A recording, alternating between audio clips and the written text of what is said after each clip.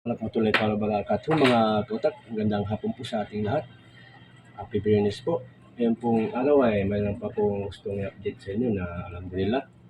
May dalawa po tayong sword na blades. Ito po ay ang ating kayang gulok at saka barong na tiyunggayan po mga kautak. Pero bago po natin ito ipaship, ikakat-test po muna natin sa bote na walang laman po, na puting plastic. Masyadong matagal na rin po tayo hindi nakapag-cut-test ng boteng walang laman po mga kautak. Ngayon araw po, ikakat-test po natin kung okay po ang kanyang talim. Sige po, umpisa na po natin ito sa ating barong na may ukit ng kanyang blade. 14 inches blade din po ito mga kautak. Bismillah.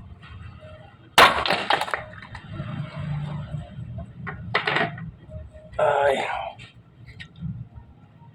Po mga kautak, 14 inches blade din po ito. Made to order po mga kautak. Ito po ay 9,500 lang po mga kautak. Sunod po natin ikakantis ang ating gayang gulok mga kautak. Bismillah. Yan po, hindi lang na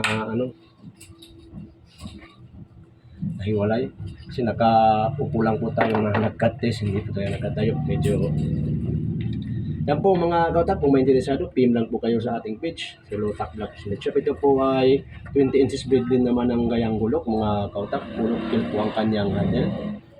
Ayan, 20 inches blade din po ito mga kautak. 9,500 din po ito mga kautak.